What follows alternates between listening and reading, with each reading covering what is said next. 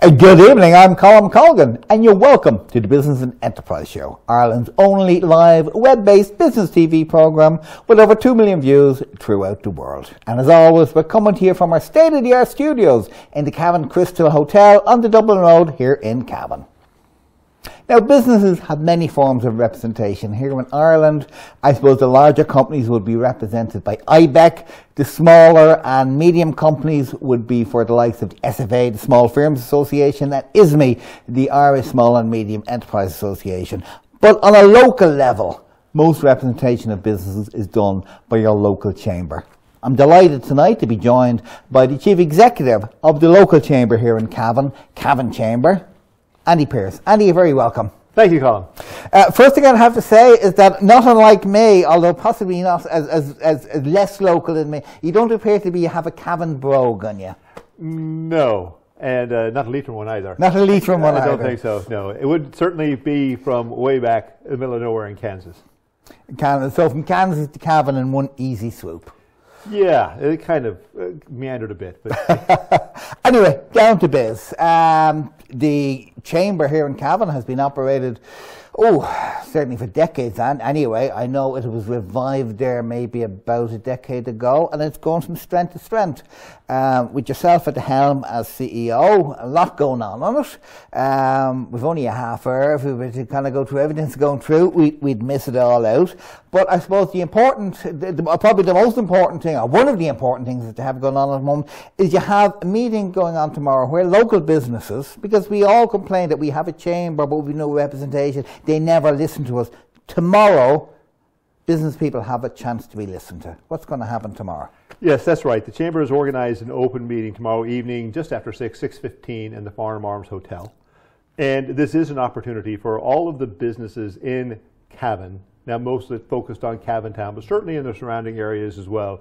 Anyone who is in the county would certainly be welcome to come along.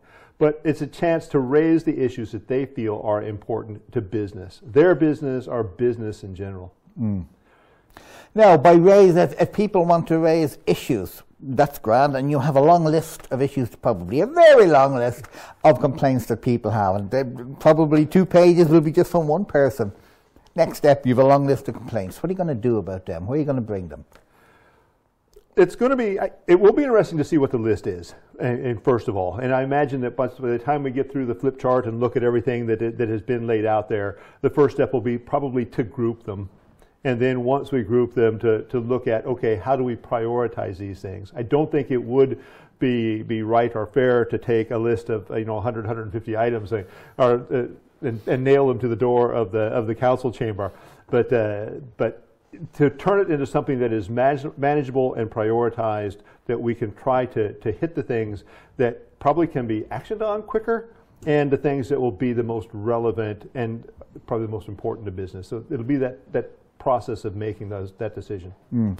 I suppose some of the issues will have a political bent to them.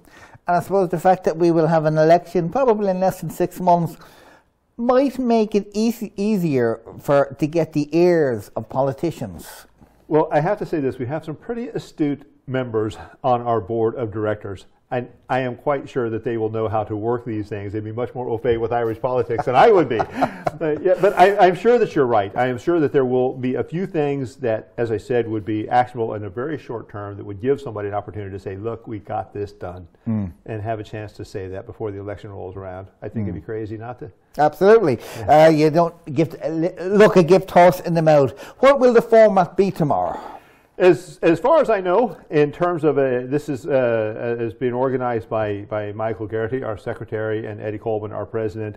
There will be a head table. We will get everyone in at the appointed hour, like I said, 6:15. Then we'll introduce what it is we're hoping to do, and then open the floor up and see where it goes. Yeah, no holds barred. No holds barred. It is really, like I said, we want to learn.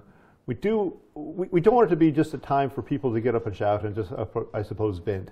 Yeah. There may be a bit of that. I mean, in these things, it's impossible, I think, when you're sitting there and you're thinking of all the things, and people bring up the things that are frustrating them, not to let that get to you a bit. Yeah. But at the same time, it's to know these are very serious matters that need to be looked at and that maybe can create some opportunities. I don't want to say that it's all going to be problems. I'm really hoping that what we'll find out is that people will come in with ideas and opportunities as well and say, listen, these are things that we can do. You really are from Kansas, aren't you? Well, you're having a public meeting with disgruntled business people, and you need to come up with solutions and opportunities. Well, I'm going to push that as much as I can. Yeah. Because one thing that has probably been made most clear to me since taking this job and getting involved in this is that if anybody is going to do something for Cavan, listen, in fair play, the council certainly wants to do its best for the county and for the town. It absolutely does. They, on their own bat, are bringing in free Wi-Fi to Cavan Town Centre. That's something that cost the Navan Chamber of Commerce over €20,000 to set up. This is something they're going to provide and ask for, as something to really help the town. They do the Taste of Cavan. They do so many things to try to promote Cavan. But at the same time, in terms of the economic growth of the county and of the town, it's going to fall to the businesses. We're the ones that are going to have to put in the effort. We're the ones that are going to have to make the investments in the short and in the long term. And it is the people of Cavan. It is not the county officials and the county employees that make this the place to come and live and set up your business. It's the people. And the key people are those who are in business in the county and in the town. So it's meeting is when? Tomorrow night? Tomorrow night at just after 6. 6:15 is what we said. It'd probably be a Cavan 6:15, but anyway. So about 9:45. So 6:15 to 6:30. If you have any issue, our idea. Business, our business. Yeah. Let's put that out there. Business related, or are you going to spread it out a bit more? I want to keep it fairly tightly focused. Yeah. Anything, business related is very broad anyway, because it could be everything about sort of traffic flow through the town. It could be about promoting the town. It could be about parking. It could be about bringing industry to the town or supports for businesses. It could be it's so many things. So it is more than just rates. So maybe next time we have you in, we might have a kind of a focus list of things. I'd like to think so. An action list. Yeah, I'd like to think so, that we could probably do that, run through the list and say this is a flavor of what was given. This is how they were grouped and prioritized. That'd absolutely be a good. The Chamber itself is involved in so many initiatives. We'll go through some of them. Business Watch. Business Watch. Yes, the Business Watch actually was a program that is been set between the Garda Síochána and Chambers Ireland and local businesses, and it's been put in place in communities across the country. And it was actually started here in Cavan almost probably at this stage 2 years ago nearly. And it is one of those things, it's like everything. It takes a bit of nurturing. It needs people around it that are interested and want it to grow. Yeah. And so there were, for a number of reasons, it did fall off a bit here in Cavan. And so we did have a chance to meet with the local Gardaí, Superintendent Cohen and Sergeant Galligan. Am I right? That could be between Superintendent Cohen and Sergeant Galligan. That could be a police station in the Bronx with names like that. Right. So anyway, we did meet with them. They are very keen to do it.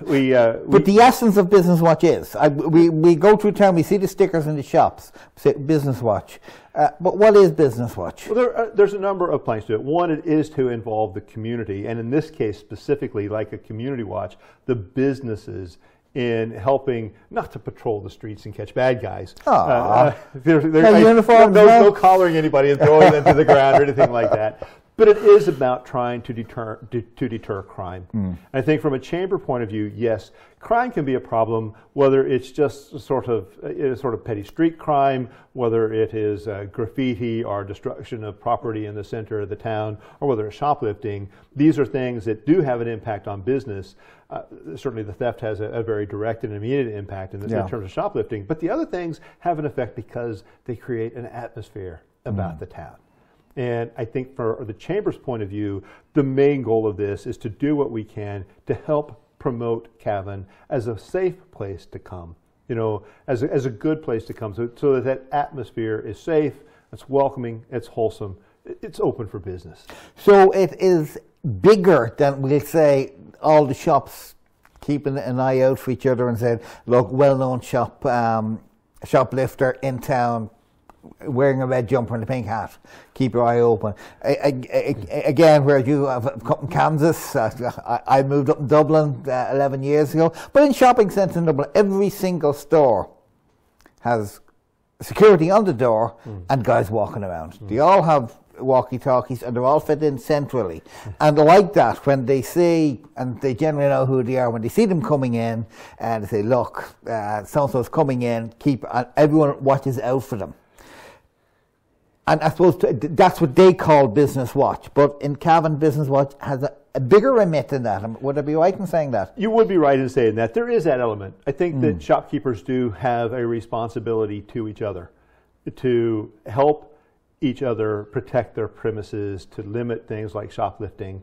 And I think that if people who would come into town who would have their focus on theft and shoplifting, if they knew that the businesses were going to work in a coordinated effort to try to stop them, you know, that they're not going to be able to move freely through a business and then on to the next and on to the next and just kind of cream the town, that's not going to happen or not going to be allowed to happen because the businesses are keeping their eye out. That's a very good thing.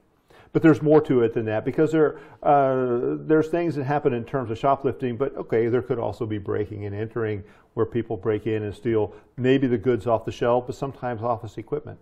And part of Business Watch is for the businesses to make sure that their office equipment is properly tagged and identified. Superintendent Cohen made another very good point. We're so used to watching these things on television, you know, on the crime series and stuff like that, where the TV go in, especially I have to say the American ones, because you know, the FBI and the National Intelligence Services are so well funded. You know, they go in and they say, we have somebody that's run from here, we want to get this photo, you know, this face matching or this see this, and so they go and they can look at every camera across the country, it seems, right? Yeah. Well, listen, that's not fantasy. And in fact, for example, if all of the businesses in town that took the time to put cameras up could put just a camera on the street. If someone broke in down the street and they ran out and got into their car and the cameras there didn't pick it up, other cameras in the town would be able to pick it up. And that's part of what they would like the businesses to do, is to support the Gardaí by maybe taking that and aiming that extra camera, letting it be installed and aiming it in a place where it can help watch the street and see cars, see people, and see things like that. So it's part of that overall Crime Watch network, if that's what you want to call it. Yeah. Which I think is an absolutely a very good idea. And it's something that businesses can do probably without too much effort or expense if they've gone to the point, you know, to put that sort of system in anyway. So that's very, very good. So yes, watching, keeping an eye out on things, marking their own equipment, you know, using the cameras. There's a number of things so it is a bit broader. You said it kind of slipped off the rails.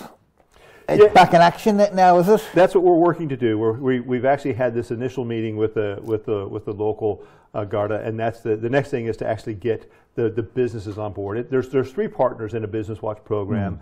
There are the Garda Síochána, of course. There is the local Chamber of Commerce, and then there's just the business network. And that business network is bigger than the Chamber of Commerce. Yeah. And the Chamber wants it to be bigger because, again, if you can get all the businesses in town engaged in trying to make the town a better place, you know, I hate to say it, but who cares if they're members? Absolutely. You say one of the goals is also to make the town safer. You know, I suppose a lot of the issues that happen in a town to make it a not nice place to visit or make it an unsafe place to visit, and I don't mean just Cavan, I mean anywhere, often happens after business hours. Yeah, that's true too. And it was kind of interesting in our meeting. One of the things that came up in the Cavan Town Centre, of course, as one of the, if you want to call it leftovers of the FLA, was the canopy and the stage in the town centre. Now, interestingly, everything has consequences, and we never know what they are until after the fact, of course. But when the brings us back to Syria. Yeah, okay. That's another show. But you know, during the FLA, of course, they had put the canopies down Main Street. Certainly there between Dunn Stores. I think that bit of Main Street was covered, wasn't it? And there was the covering there. Main Street. Main Street. I'm not sure if is that upper or lower, but anyway, but they were taken down on Main Street. But that one there at the Market Square was left up, and the stage was left up because they thought it would be. And the Chamber actually pushed for it at the time. That was several years ago. So this is a news to me, kind of history. But the chamber had pressed to leave it there at the time because they thought it would be a good place for for people to come make presentations in the town. If you had music or something like that, it would just be a good centerpiece to the town. Well, two things have happened. One, it hasn't weathered that well, so many people would consider it a bit of an eyesore at this stage. And the second thing is after hours, particularly when it's wet, it becomes I'm not sure what the actual term is for it. It's not an attractive nuisance because it's not an attractive building. It'd be an unattractive nuisance, right? Something that it could, because the young people come into that. There are late opening restaurants, takeaways in the area, so they get their food. They crowd up in there after, and it becomes a problem for the police because it can sometimes be associated with violence or other things like that happen in the town, and it can be negative. So that was one of the first things that Superintendent Cohen brought up, is that maybe we could look at taking that down. Well, that fits, though, because what we're looking at the Chamber, a number of other things that go on around the town with other groups. For example, in Bridge Street, in the Bridge Street Festival. They've used stages twice now for that mean that the street is blocked off and nobody can see down the street, and what is actually needed is something that's open so people can see on Main Street what's happening. Again, it makes it look open and inviting. Yeah.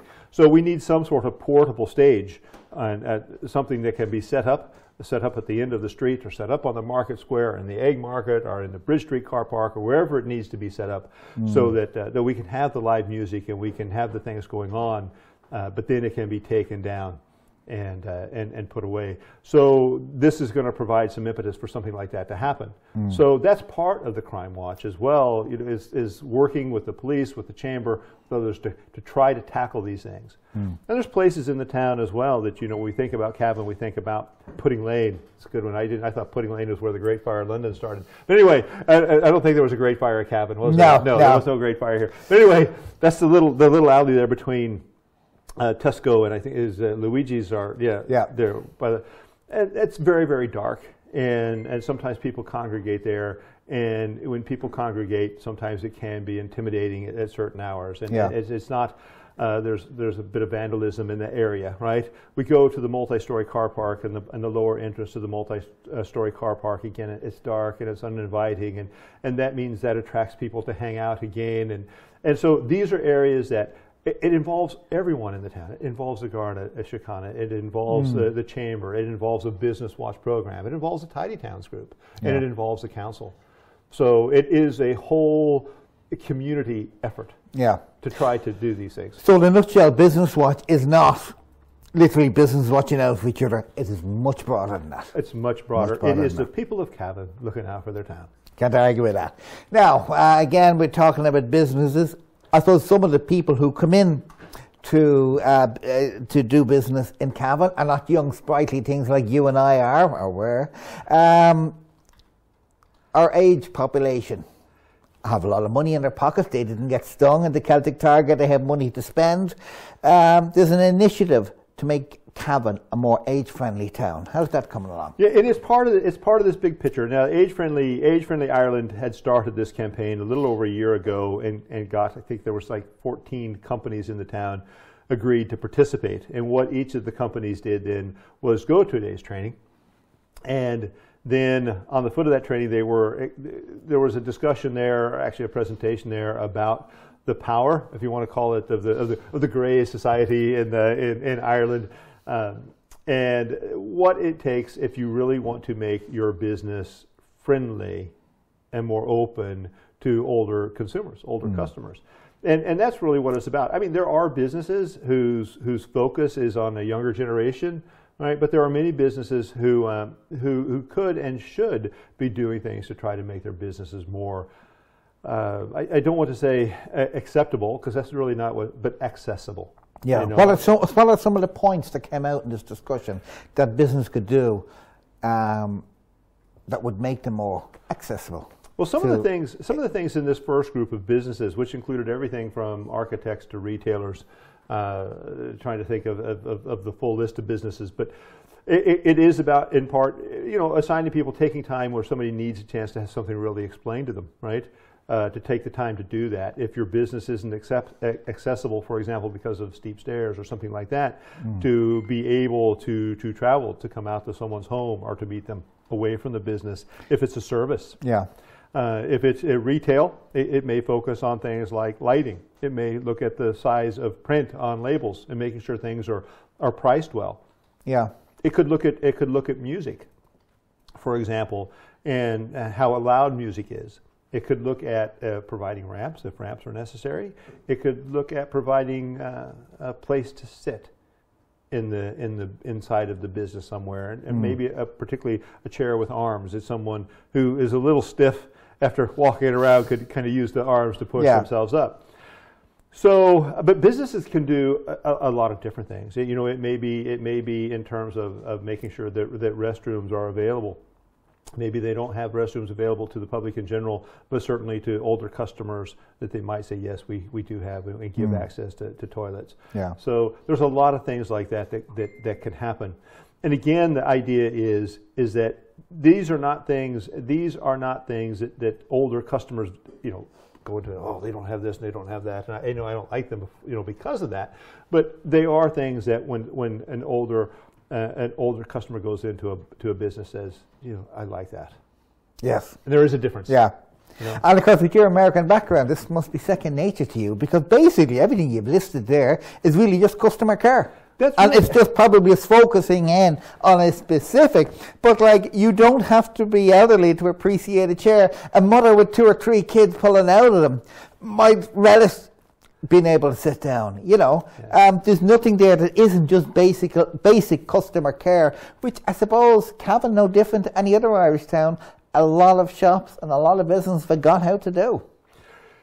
Yeah, it is an interesting one, because again, I would think that would be something that would and should be second nature to business. I mean, you know, greeting someone. One of the interesting things, I visited a shop in Cavan, not in Cavan, sorry, I should say it was in Lawford years ago, and right inside the front door was a sign that said, listen, we're not going to talk to you when you come in. We're going to leave you alone because we know you want to be left alone. But if you need anything, we'll be in the back.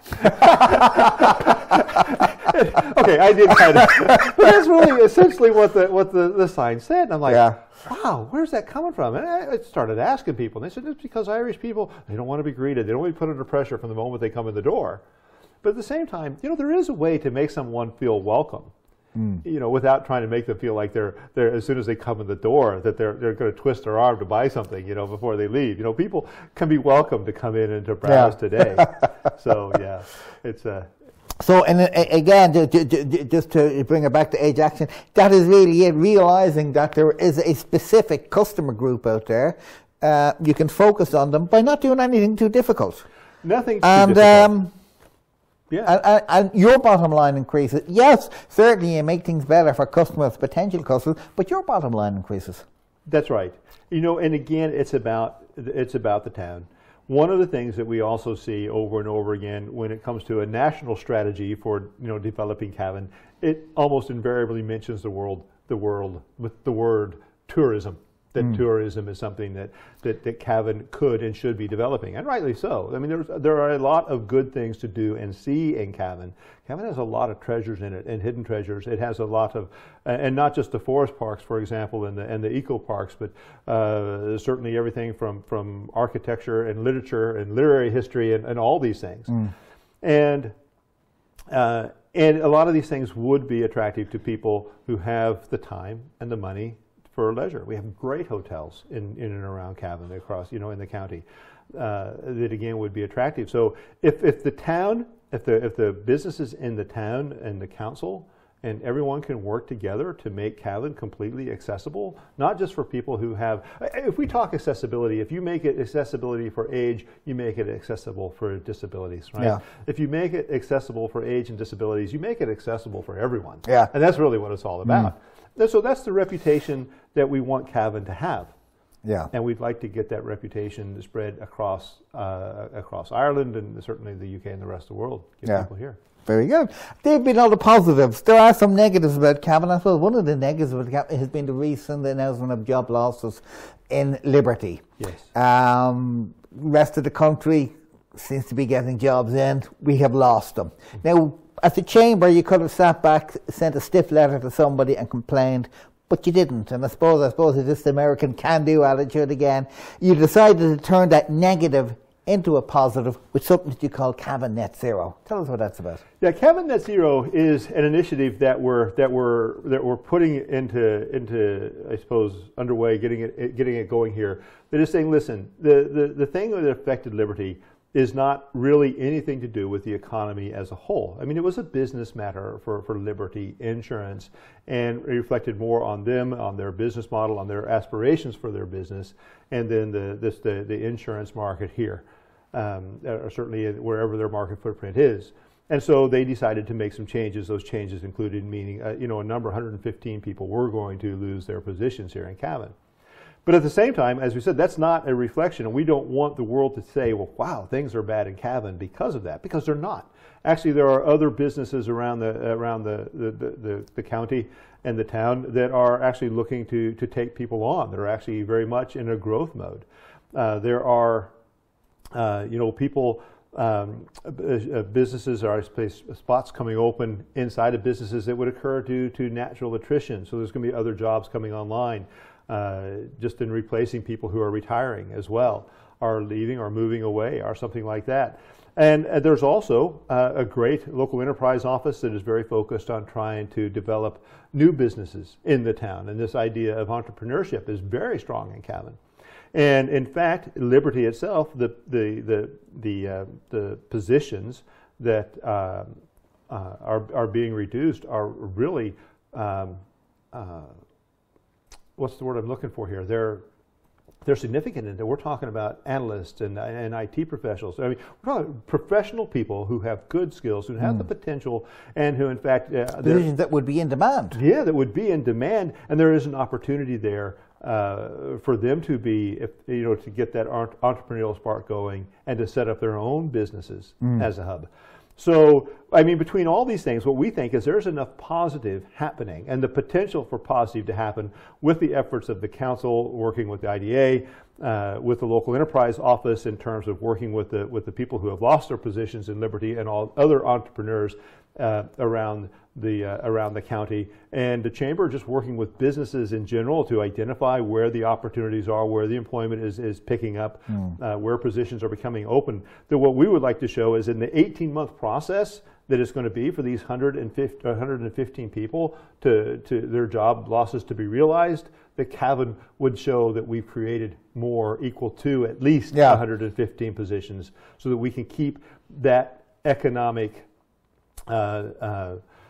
it's just an economic factor here in Cavan. Yeah. Because what we don't want to see is we don't want to see people losing their jobs and that leaving Cavan and the economy being losing their job in Cavan. They might get a job in Meath, or they might get a job in Dublin. Their own personal economy will not have changed. They will still have a week's wages come in, thank God, but that will be lost to Cavan. Right. Because if you're working in Dublin, you're buying your lunches there, you're buying your petrol there, on your way back home. Cavan loses that income.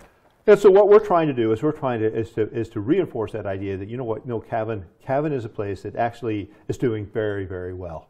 All right. So this for a county, it's unfortunate. It is always unfortunate. It's sad when people do find their world kind of turned upside down by the redundancies and things like that.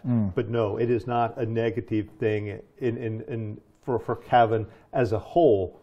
It doesn't have to be an economic negative for Cavan. Just to broaden that out, what is the future for Cavan? Are we looking good? Well, we certainly like to think so, right? In terms of, the eternal optimist. Well, that's it. But I mean, we need to be, and I think that that's part of it. I think we need to be. Where does the future lie? Does the future lie in eBay setting up here, something like that? Does the future lie in smaller companies, everybody taking on an extra one or two, or a nice little mix? It is going to be, for Cavan, it is necessarily going to be a mix. Now, one of the things that has brought a lot of attention and got a lot of people stirred up is this north-south interconnector. This got the ESP, so electricity. Yeah, that's right. These you used to be able to say ESP. Now there's so many of them, nobody knows. It's AirGrid now. ESP isn't even there anymore. AirGrid, and this north-south indicator is 400 kilowatt line. That's going to be a transmission line that's going to cut across the eastern part of the county, bringing electricity from the north into the south and back and forth. Well, this thing like this grid, by its nature, yes, you can tap into that. but that also means that the big power users are probably going to locate along that grid if and when it comes into being. Now, whether it's wires above the ground or wires underneath the ground, it's a separate issue. But it's the fact that that's going to be there is the big issue. That's right. So when you have big power users, they'll probably more likely try to set up along those lines. Now, we have a reasonable supply for electricity in Cavan, but a big power user to do something like what happened in Chum or Athenry, I think it was with Dell, right? Yeah. Something like that to happen would take a huge amount of work in terms of infrastructure. Yeah. So our likelihood of snagging something like that is probably pretty slim. Yeah. In fairness. So that means that we have to look at other things. But there are other smaller users of power that could very easily set up here. There are some fantastic businesses in and around Cavan. So again, we have, like every part of the country, we could brag about our workforce. We have the Cavan Institute, which works very closest with business and with the council, and and a great chamber. Yeah, well, hey, there we go. Absolutely. That too. So we have all these things that can be part of that mix, and so that's what we have to do. We have to try to identify companies and businesses. One thing I've found in sort of touring around the country, no matter what. I suppose I should leave it as provincial town or county town that you go into. They all dream of being the next Silicon Valley. Invariably, you walk into it and they've got the Hive or something like this is set up. We have our own CITC, for example, and what is it, Innovation Technology Center. Yeah. We all want to be that. We all dream of being that, and that's not going to happen. I mean, but at the same time, we have things that are unique. And for example, we think of Silicon Valley, the companies that are there, they like this idea that we have that the motorway ends, a little ways down there. So we're off kind of the end of the motorway. We have this great forest park around us, which means a company could set up here. They could have their research staff or their R&D staff here. They're far enough away from the city to feel a bit isolated and feel that fresh air. They can get out and walk around in the countryside and do those things that sort of stimulate creativity and thinking, and that's actually very, very appealing. And so not having the motorway come all the way to Cavan could, in some cases, actually be a benefit. Well, there you go. So, I cannot argue with that. The motorway is not coming to Cavan, and you have still turned that into a positive. Andy Pearce, Chief Executive of Chamber of Commerce, thank you so much for your time. That's all we have time for tonight. The good news is Andy has agreed to come in ballpark once a month or so often just to update us on the activities of Cavan Chamber, so we always know what's happening in our own chamber, in our own town. I've been Colm Colgan. You've been watching the Business Enterprise Show. Good night.